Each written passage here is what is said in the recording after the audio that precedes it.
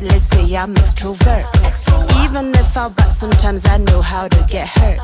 Diamond rings around my fingers, high heels in the dirt. Even if I cry the most, I always be your nurse. Emotionally, rational, rationally, emotional. Catch me if you can, come and rub in the hood. Catch me if you can, I'm like under a hood. Catch me if you can, you never get my mood. Catch me if you dare. I got no rules, no dog, no master. I got no rules, messy and cool. I got no rules, half God, half monster. I got no rules, misunderstood. Alors, de quelle planète j'arrive? Qui est Thérèse? Thérèse, c'est une sorte d'électron libre, d'arc-en-ciel, une espèce d'objet comme ça un peu insaisissable, avec tout plein de nuances. Et c'est aussi un carrefour social. Et je viens d'une planète qui, a priori, n'existe pas, mais je suis en train de la construire. Donc c'est pas d'où elle vient, c'est où va-t-elle. En vrai, je viens de la planète Terre. Effectivement, c'est vrai que le mot activiste, il est venu un peu plus par l'extérieur que par moi-même. Moi, j'avais vraiment l'impression de pas m'auto-étiqueter en tant qu'activiste, mais simplement en tant que personne, en tant que citoyenne engagée. J'ai juste l'impression d'être une personne qui se soucie de ce qui se passe autour d'elle, de son environnement, de ses confrères, consoeurs, etc. Et il s'avère que la société m'a collé cette étiquette d'activiste que j'accepte. Et voilà, parce que je pense que c'est important de, quelque part, se servir de ce qu'on sait faire pour s'épanouir individuellement, mais aussi servir le collectif. Et du coup, moi aujourd'hui, entre la musique et la mode, qui sont des choses qui me passionnent, j'essaie d'en faire quelque chose où je m'éclate, en gros, mais où aussi mon récit personnel peut faire écho à une sorte de récit collectif et participer justement à construire la société que moi j'estime être mon paradigme, en gros. Donc une chose rare.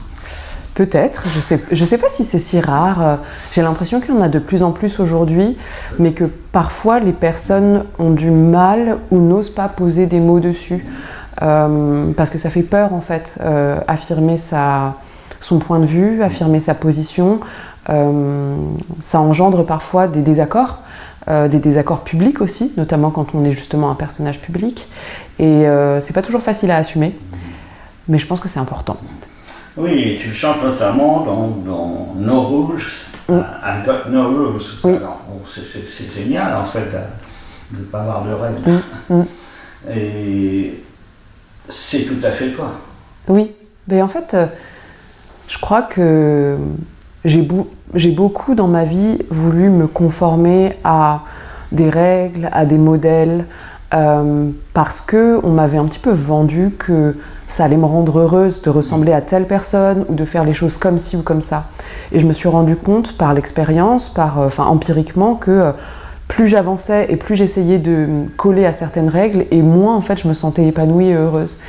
Et du coup aujourd'hui, ce que j'essaie de faire humblement, c'est simplement de faire comme moi j'ai envie et de voir si j'arrive à trouver un chemin à travers ses envies et voir si ça peut faire écho notamment à d'autres personnes, s'il y a d'autres personnes aussi qui ont envie justement de sortir de certains carcans pour m'accompagner dans mes rêves parce que ça fait écho aux leurs aussi. Et voilà, et c'est pour ça que je dis que j'ai no rules. Après, j'ai quand même des règles en vrai dans la vie. J'essaie de faire au mieux et de surtout respecter les personnes avec lesquelles je travaille. Je pense que si j'ai une règle en vrai, je crois que c'est quand même ça.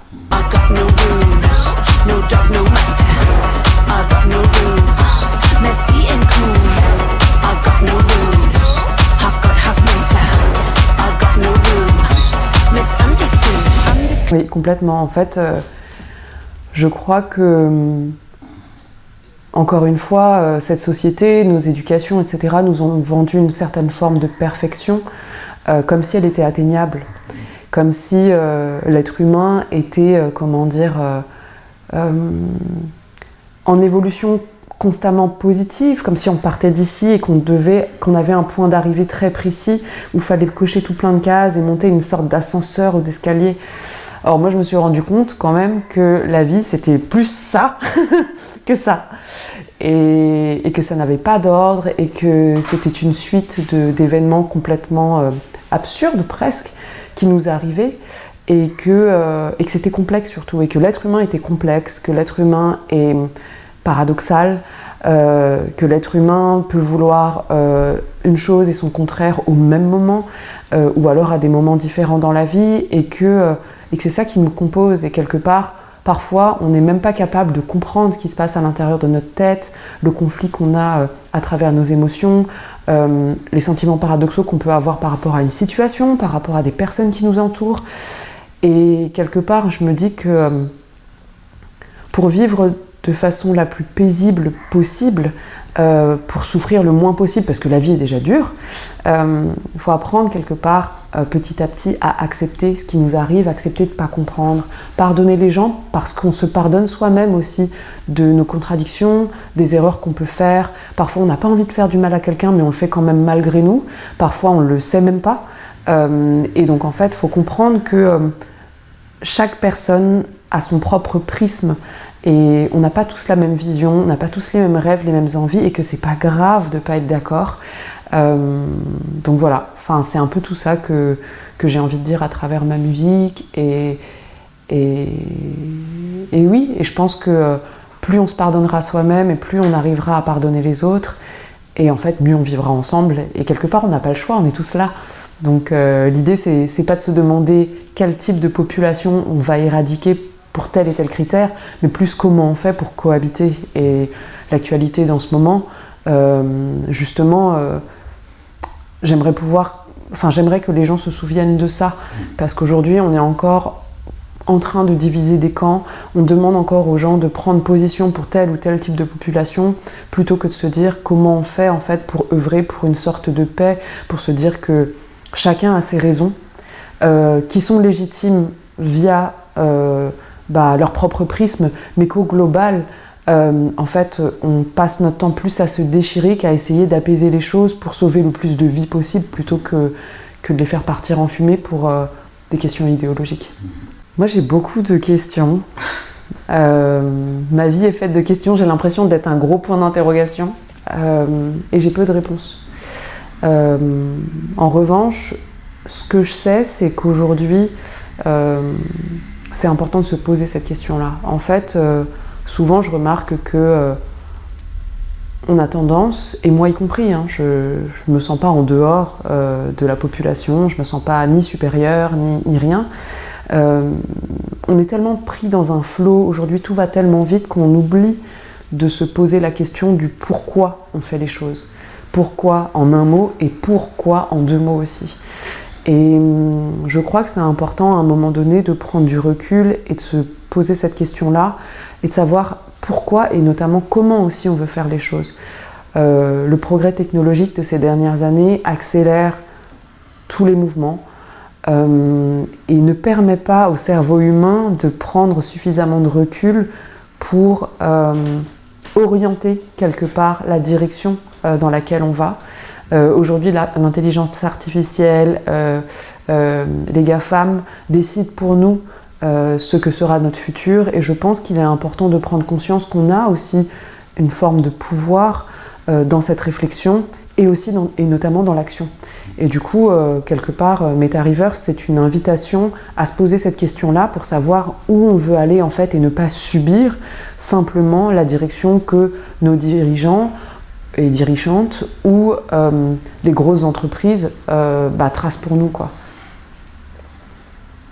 Donc moi j'espère qu'on sera des êtres humains qui continueront à se servir de leur cœur pour faire les choses, parce qu'aujourd'hui tout est sujet à l'algorithme uniquement et les algorithmes ne sont que des chiffres, ne sont que rattachés à une pensée dite vraiment très mentale, très intellectuelle. Or, l'être humain, pour moi, est basé sur 3 piliers qui sont la tête, évidemment on en parle, le cœur, toutes les émotions, mais aussi le corps. Et aujourd'hui, on a tendance à oublier en fait le corps humain, l'incarnation, vraiment la chair, toute cette machine qui fonctionne de façon qui est propre à elle et qu'on a même encore du mal à comprendre aujourd'hui. On oublie les émotions ou alors on s'en sert simplement pour vendre des choses. Et on le voit beaucoup sur les réseaux sociaux, et ça, je trouve ça dangereux. Ouais. I'm the kind of vegan who likes it medium raw. Super feminist, but I get high when I go low. Love quickies, I also come when it goes slow. Kiddies, weedies, teddies, what I prefer, I don't know. I'm a tiger in a little bird. I'm a little boy in a mini skirt. Catch me if you can, call me Robin Hood. Catch me if you can, I'm the Underwood. Catch me if you can, you never get my mood. Catch me if you dare. Alors, je ne sais pas si on est de plus en plus con. Je trouve qu'il y a une partie du système et donc des gens qui le sont de plus en plus. Mais j'ai l'impression que tout ce progrès technologique permet aussi de l'être de moins en moins. Aujourd'hui, j'ai la sensation qu'en fait, il y a une forme de polarisation qui est de plus en plus forte entre les gens. Parce que tout ça dépend de la façon dont on se sert des outils qui nous sont mis à disposition. Je donne un exemple souvent qui est très rudimentaire et très primaire, mais un couteau de cuisine, par exemple, c'est un outil. Et s'il sert à faire des petits plats et à se faire à manger et à faire des petits plats à son entourage et aux personnes et à nourrir le monde, je pense que c'est un très bon outil. Et en revanche, si ce couteau de cuisine sert à tuer son voisin, je pense que c'est un outil dangereux. Et pour moi, les réseaux sociaux et n'importe quel outil de progrès technologique, en fait, c'est un petit peu pareil. La question, c'est de savoir comment on veut s'en servir. Et pour ça, il faut en prendre conscience. Je reviens à la réponse, à une des réponses précédentes. Et ensuite, concernant l'altruisme et la culture, en fait, je pense que, et le Covid l'a bien montré, on relègue souvent la culture à un truc de second plan. Or, pendant le confinement, sans culture, je pense qu'on serait tous morts et mortes. Et en fait, on oublie que l'être humain a besoin de croire pour survivre. Et effectivement, il a besoin de manger, il a besoin d'avoir un toit, mais moi je crois vraiment que sans espoir, l'être humain ne peut pas vivre. Or, aujourd'hui, cette croyance se cristallise beaucoup autour de la culture parce qu'on est dans un monde, en tout cas en Occident, où les religions, même s'il y a une forme de résurgence, mais elles reculent. Nous, en France, aujourd'hui, on est quand même globalement athées, même s'il y a le poids d'une culture catholique, même si le christianisme est là, mais les êtres humains ont besoin de croire. Et le fait de bannir un peu la culture et de lui laisser la place de cinquième roue du carrosse fait que aujourd'hui, les êtres humains ont de plus en plus de mal à croire en quelque chose et ils se rendent bien compte que de croire à l'iPhone et de croire juste en acheter une voiture ou une maison, ça suffit pas en fait. Et la culture, pour moi, est là pour justement semer des graines d'espoir dans le cœur des gens pour pouvoir faire en sorte qu'il ou elle s'accroche à quelque chose, qu'on s'accroche à quelque chose. Et moi, je pense que c'est pour ça qu'aujourd'hui, ce métier d'artiste me tient à cœur. Artiste avec un petit A, mais très très large du terme, c'est-à-dire en tant que musicienne, mais la mode aussi, la littérature, le cinéma, toute forme de création, en fait, pour moi, est une forme de création d'espoir. Et c'est en ça que je trouve que c'est essentiel dans la société. C'est complètement ça. En fait, ce que je disais plus tôt, c'était que la vie, c'était une suite d'événements absurdes qui nous tombaient un peu sur le coin de la gueule.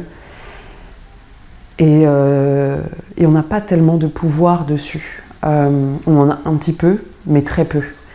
En revanche, la chose sur laquelle on a le plus de pouvoir, c'est la façon de raconter notre histoire et notamment de se la raconter à soi-même.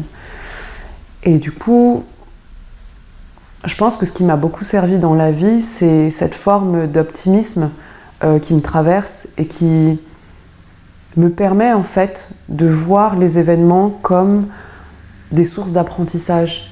Des sources d'apprentissage pour me rapprocher de moi-même et de me rapprocher de mes envies et de me rapprocher de la vie en fait. Et je me suis rendu compte que finalement les épreuves les plus difficiles sont celles aussi qui créent le plus de lumière. Je crois beaucoup, de par ma culture, je pense, à cet équilibre entre l'ombre et la lumière et du fait que l'un n'existe pas sans l'autre.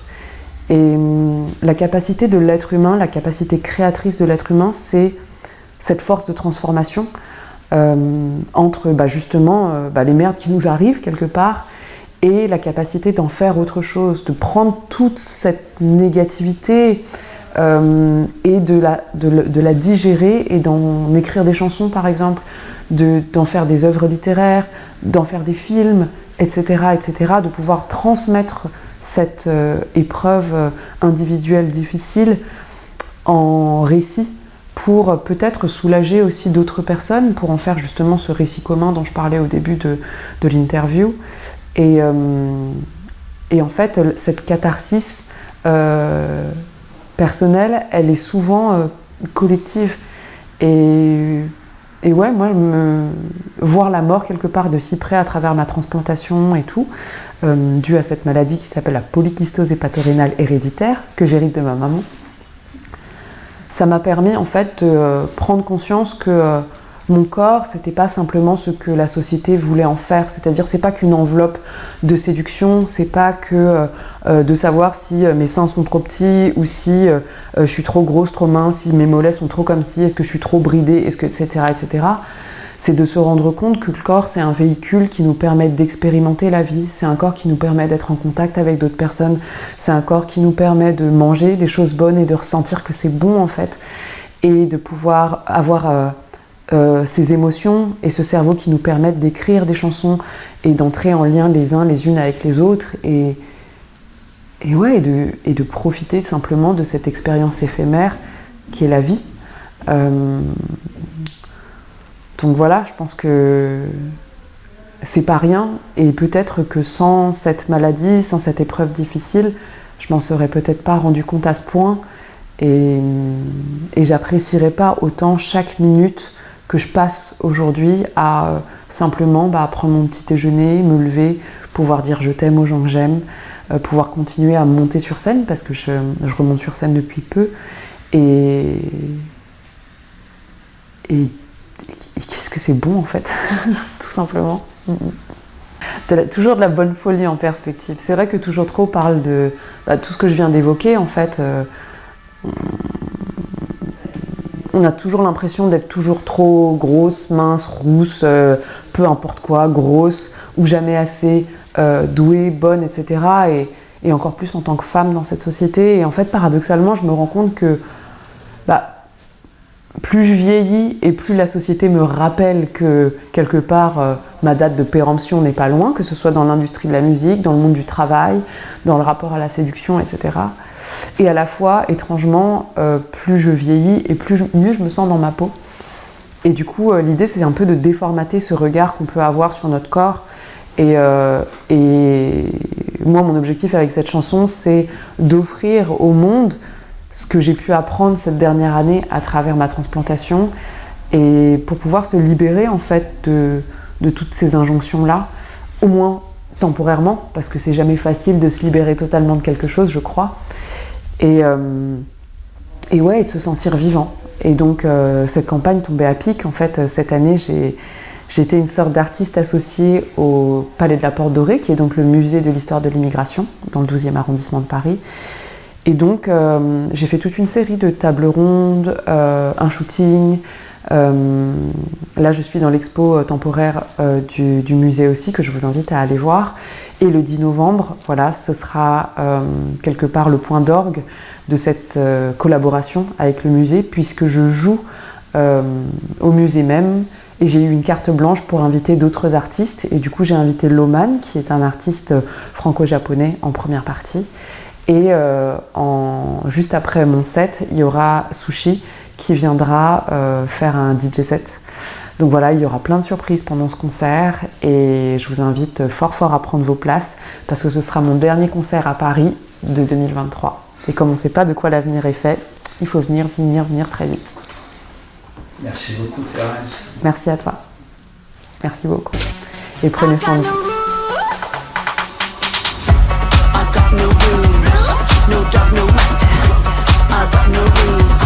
Messy and cool, I got no rules. Half God, half monster, I got no rules. Misunderstood, I'm not passive, neither aggressive. Impulsive, bittersweet girl, always get back on her feet.